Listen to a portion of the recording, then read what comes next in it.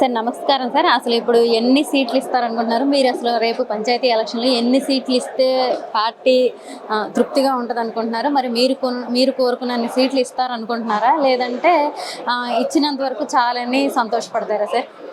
లేదమ్మా, ఇది corporation election, panchayat కాదు. విజయవాడ నగరానికి సంబంధించి 64 డివిజన్లకు సంబంధించి ఇప్పుడు మీటింగ్ ఏర్పాటు చేయడం జరిగింది. ఎవరైతే పోటీ చేయాలనే ఆసక్తితో ఉన్నారో వాళ్ళ అందరికీ అభిప్రాయ భేదాలు రాకుండా ఒక ముందు చూపుగా రేపు ఇబ్బందులు పడకుండా ఉండటం కోసం గతంలో మేము ఒక్క బీజేపీతో కలిసి మిగతా వైసీపీ తెలుగుదేశంతో యాంటీగా మేము ఆ రోజు అప్లికేషన్లు వేయడానికి కూడా భయపడే రోజుల్లోనే మేము విజయవాడ నగరంలో 39 డివిజన్లు పోటీ చేయడం జరిగింది. చాలా అధిక సీట్లు కొద్దిగా తేడాతోనే ఓడిపోవడం జరిగింది. అలాంటిది ఈసారి కూడా మేము బలంగా మా వాడిని వినిపిస్తాం. 2019లో ఎలక్షన్లో, అసెంబ్లీ ఎలక్షన్లో 1,00,000 ఓట్లు మూడు నియోజకవర్గాల్లో రావడం జరిగింది. ఖచ్చితంగా మా బలమైన డివిజన్లు మాకు చాలా ఉన్నాయి. దాంట్లో మేము ఖచ్చితంగా మాకు కావాల్సిన దీన్ని కూటమి ద్వారా అందరం కూర్చొని చర్చించుకొని ఎవరికి ఇబ్బంది కలగకుండా మాకు రావాల్సిన వాటాని మేము ఖచ్చితంగా తీసుకుంటాం. ఇది ఒకటమ్మా, మాకు జనసేన పార్టీకి సొంత ఛానల్ కానీ మీడియా కానీ లేకపోవటం వల్ల వేరే పార్టీ వాళ్ళు మమ్మల్ని డీగ్రేడ్ చేయాలనే ఉద్దేశంతో మా మధ్యలో ఇది క్రియేట్ చేస్తుందే తప్ప, ఎందుకనంటే ఇవాళ వరకు కమిటీలు వేయలేదు, కమిటీలు లేవు అని వాళ్ళే చెప్తారు. లేకుండానే మేము కమిటీలు లేకపోయినా ప్రతి ఒక్క కార్యకర్త ఒక సైనికుడిలా పనిచేసి స్ట్రైక్ రేట్ 100% కొట్టగలిగాం. ఏ కమిటీలు లేకుండానే మేము 2020లో మేము నామినేషన్లు వేయడానికి కూడా అవతల పార్టీలు భయపడుతున్న టైంలో మేము ఎదురొడ్డి నిలబడి పోటీ చేస్తాం. అంటే కమిటీలు లేకపోతే వాళ్ళు ఏదో చెప్పారు వీక్గా ఉంది అనేది ఏంటి అపోహలు, అబద్ధాలు. ఏంటంటే ప్రజల్ని మభ్యపెట్టడం కోసం, వాళ్ళ బలహీనతని కప్పిపుచ్చుకోవడం కోసం చెప్పే మాటలు తప్ప ఖచ్చితంగా మేము బలంగా ఉన్నాం. మేమందరం కలిసి అన్నదమ్ముల్లాగా ఇవాళ వరకు ఎక్కడ పవన్ కళ్యాణ్ గారు మీటింగ్ పెట్టిన లక్షల్లో హాజరవుతారు. మేము ఎప్పుడు మరి వాళ్ళకి కావాల్సిన ఏర్పాట్లు ఏమీ చేయము. ప్రతి కార్యకర్త అతను 10,000 జీతగాడు అయితే 1,000 రూపాయలు జేబులో తీసి ఖర్చు పెడతాడు తప్ప డబ్బుల కోసం ఆశించో లేకపోతే వేరే కోసం ఆర్పించో కాదు. పవన్ కళ్యాణ్ గారు అనే వ్యక్తి ఇక్కడ ప్రజాస్వామ్యంలో ఆంధ్రప్రదేశ్లో మార్పు తీసుకొస్తారు. ఆ మార్పు కోసమే కట్టుబడి యువత అంతా పనిచేస్తూ ఉన్నారు. మాలాంటి సీనియర్లు కూడా వాళ్ళకి అండగా ఉండి తోడుగా ఉండి ముందు నడిపిస్తూ ఉన్నారు. మరి మీరైతే అండగా ఉండి తోడుగా ఉండి ముందుకు నడిపిస్తూ ఉన్నారు. ఇందాక మరి మనం చూసినట్టయితే నాదెండ్ల మనోహర్ గారేమో అంటే కొన్ని ఏళ్ళైనా సరే వేచి చూడాలి పదవుల కోసం కానీ దేనికోసం అయినా సరే అని చెప్పేసి కూడా ఆయన చెప్పడం జరిగింది. మరి అలా వేచి ఉంటారంటారా కార్యకర్తలు కూడా కావాల్సిన వాళ్ళు? అలా ఏమి లేదమ్మా. ఇప్పుడు మాకు కావాల్సిన వాటా మేము 3 పార్టీల కలయికతో గవర్నమెంట్ చేసినప్పుడు నామినేటెడ్ పదవులు అనేవి అందరూ పంచాలి, అందరికీ పంచాలి. అంటే వాళ్ళ పార్టీలో ఉన్న వాళ్ళకి ఇబ్బంది కలగకూడదు, మాకు ఇబ్బంది కలగకూడదు. ఆ పద్ధతిలో, క్రమ పద్ధతిలో మనకు రావాల్సిన వాటా మనం తీసుకున్నాం. నేను ఉదాహరణకి నేనే ఉన్నాను. నాకు మా భార్యకి విజయవాడ కనకదుర్గమ్మ గుడి బోర్డు మెంబర్ ఇచ్చారు. అంటే నెక్స్ట్ మళ్ళీ టర్మ్లో ఇంకొకరికి వచ్చే అవకాశం ఉంటుంది కదా. అట్లా వాళ్ళకు కూడా అందరికీ అవకాశాలు ఉంటాయి. ఖచ్చితంగా ఇది జరిగి తీరుతుందని చెప్పి ఈ సందర్భంగా మరి పవన్ కళ్యాణ్ గారు ఒక్క క్వశ్చన్ సార్, పవన్ కళ్యాణ్ గారు ఏదైతే ప్రశ్నిస్తాను, ఎక్కడ అన్యాయం జరిగినా నేను ఉంటాను అని చెప్పేసి ఆయన పార్టీ పెట్టడం కానీ, ఆయన పార్టీలోకి వచ్చినప్పటి నుంచి కూడా ఆయన అదే నేను ప్రశ్నిస్తాను ఎక్కడ అన్యాయం జరిగినా అని చెప్పేసాను.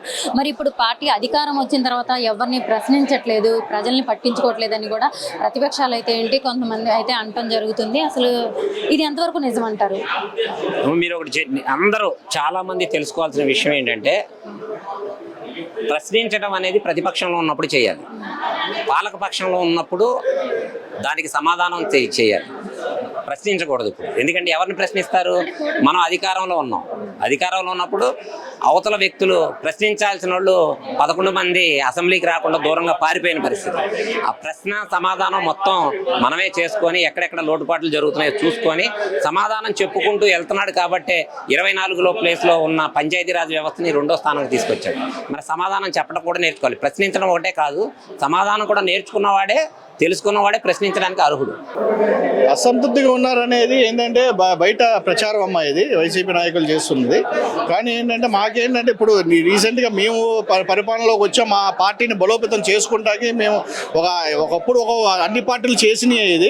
మేము ఇప్పుడు కొత్తగా వచ్చాం కాబట్టి మేము ఏంటంటే ఇప్పుడు సమస్యల మీద పోరాడుతూ ఉన్న వల్ల ఆయన పంచాయతీరాజ్ శాఖ తీసుకోవడం వల్ల దాన్ని గురించి మొత్తం కసరత్తు చేయడం వల్ల తర్వాత వచ్చేదానికి మన పార్టీని బలోపేతం చేయడానికి ఇప్పుడు అందరినీ ఇన్ఛార్జీల కింద ప్రతి ఒక్కరిని మంత్రులందరినీ ఒక్కొక్క అసెంబ్లీ కాన్స్టిట్యూషన్స్కి పెడుతూ మొదలెట్టారమ్మా. అలా అని ఎలాగంటే దీనివల్ల ఏమవుతుందంటే ఉన్న అసంతృప్తి అనేది జనాల్లో ఏంటంటే ఈ అసంతృప్తి అనేది ఏం లేదు. వాళ్ళకి ఏముందంటే మాకు పార్టీకి అందుబాటులో లేకుండా ఉంటుంది అనేది అసంతృప్తి. అది ఒక్కటే తప్పితే వేరే అసంతృప్తి ఏం లేదు. పవన్ కళ్యాణ్ గారి అసంతృప్తి ఏం లేదు. ఇప్పుడు ఏ పార్టీ అందుబాటులోకి వస్తుంది. ఇప్పుడు ప్రతి మంత్రి వాళ్ళు చూసుంటారు, 4 మంత్రులు మన దగ్గర ఉన్నారు, 4 ఎమ్మెల్యేలు ఉన్నారు మన దగ్గర డయాస్ మీద. ఇప్పుడు అందరూ ప్రతి ఒక్కరు మాట్లాడగలుగుతున్నారు. ఇప్పుడు ఆ అసంతృప్తి అనేది ఉండదమ్మా. ముందు అసంతృప్తి అనేది కనపడదు మీకు. ఇంకా పార్టీ ఇంకా బలోపేతం అయితే ఛాన్సెస్ ఎక్కువ ఉన్నాయి. ఇది ఇంకొక ఈ కార్పొరేట్ ఎలక్షన్స్లో మీరే చూడగలుగుతారు అదంతా. కార్పొరేట్ ఎలక్షన్సే కావచ్చు, పంచాయతీ ఎలక్షన్సే కావచ్చు, మరి వాటిల్లో ఏదైతే జనసేన అనుకున్న సీట్లు ఇస్తారనుకుంటున్నారా కూటమి ప్రభుత్వంలో, లేదంటే బీజేపీ టీడీపీ పంచుకొని మీకేమైనా తక్కువ చేస్తారనుకుంటున్నారా సార్? దామాషా ప్రకారం ఇస్తానని ఆల్రెడీ చెప్పారు. అలా మన టీడీపీ కానీ మన పవన్ కళ్యాణ్ కానీ దామాషా ప్రకారం అడుగుతామని చెప్పారు. ఈసారి కొంచెం ఎక్కువ మనకి ఏంటంటే లాస్ట్ టైం మనం కొంచెం తగ్గాం కాబట్టి ఈసారి ఎక్కువ సీట్లు అడుగుదాం అనుకుంటున్నాము. అది కూడా మ్యాక్సిమం సపోర్ట్ దొరుకుతుంది మనకి. ఆశించిన సీట్లు రాకపోయినా కానీ దానికన్నా మనం ఇంతకుముందు అనుకున్న దామాషా మీద కొంచెం ఎక్కువ వచ్చే సీట్ల అవకాశం ఎక్కువ ఉందమ్మా ఈసారి.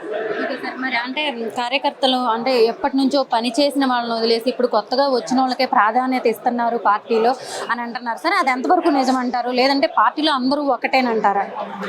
ఒకటమ్మా, ఇక్కడ ఆలోచించాల్సిన విషయం ఏంటంటే మీరు వైసీపీలో కానీ టీడీపీలో కానీ ఎక్కడైనా చూసినప్పుడు ప్రతి ఒక్కరికి ప్రతి పొజిషన్ రాలేదుగా. 40 సంవత్సరాల నుంచి టీడీపీలో పనిచేస్తున్న వాళ్ళు కానీ వైసీపీ వచ్చిన కానీ కాంగ్రెస్ నుంచి పనిచేస్తున్న వాళ్ళు అందరికీ పదవులు వచ్చినాయమ్మా. అందరికీ రాలేదుగా.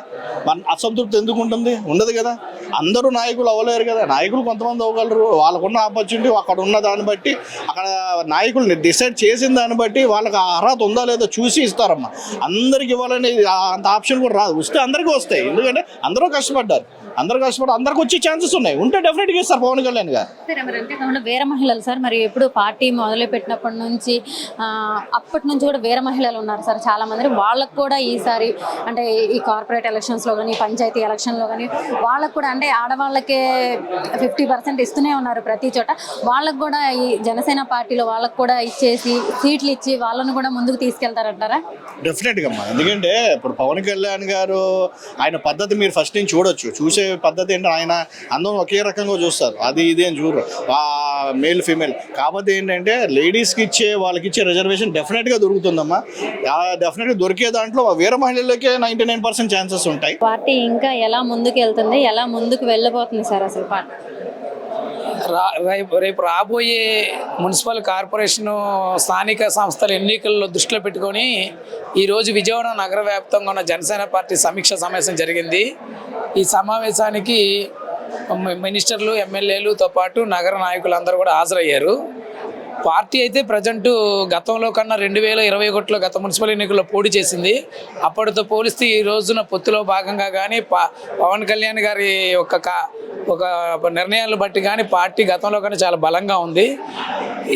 ఆ బలంగా ఉన్న దాన్నే ఈరోజు రాబోయే ఎన్నికల్లో ఏ విధంగా పోటీ చేయాలి, ఎన్ని సీట్లలో పోటీ చేయాలి, ఎక్కడెక్కడ పోటీ చేయాలనే సమీక్ష సమావేశాన్ని నాదెండ్ల మనోహర్ గారి ఆధ్వర్యంలో ఈరోజు విజయవాడ నగర వ్యాప్తంగా సమీక్ష సమావేశం జరుగుతుంది. సార్, మరి ప్రశ్నిస్తానన్న పవన్ కళ్యాణ్ గారు ఇప్పుడు ఎక్కడ అన్యాయం జరిగినా ప్రశ్నించట్లేదు, కూటమిలో ఉన్నారు కాబట్టి టీడీపీని అసలు కనీసం ప్రశ్నించట్లేదు అంటున్నారు. అది ఎంతవరకు నిజమంటారు సార్? ప్రస్తుతం ఎన్డీఏ కూటమి ప్రభుత్వం యొక్క పనితీరు ప్రజలకు బాగానే ఉందని ప్రజల్లో ఉంది. ఎటువంటి లోపాలు లేవు. ఇంకా లోపాలు లేనప్పుడు మనం ఎలా ప్రశ్నించాలి? గతంలో కూడా ఒకటే తెలుగుదేశం పార్టీ ప్రభుత్వం నిర్ణయాల్లో 1-2 తేడా ఉంటే పవన్ కళ్యాణ్ గారు ఓపెన్గానే ప్రభుత్వం ఏర్పరిచే మొదట్లోనే అన్నారు. ప్రత్యేకంగా దాన్ని ప్రతిపక్షాలు ప్రశ్నించే లేదు, అది ఇదని చెప్పి విమర్శిస్తున్నాయి తప్పితే ప్రస్తుతం అయితే కూటమి పాలన అంతా చాలా చక్కగా ఉంది. ప్రజల్లో కూడా మంచి అభిప్రాయాలు ఉంది. రానున్న ఎన్నికల్లో కూడా ఇదే కూటమి గత అసెంబ్లీ పార్లమెంట్ ఎన్నికలు ఏ విధంగా విజయం సాధించారో ఆ విధంగా నెక్స్ట్ ఎన్నికల్లో కూడా అలానే సాధిస్తారు.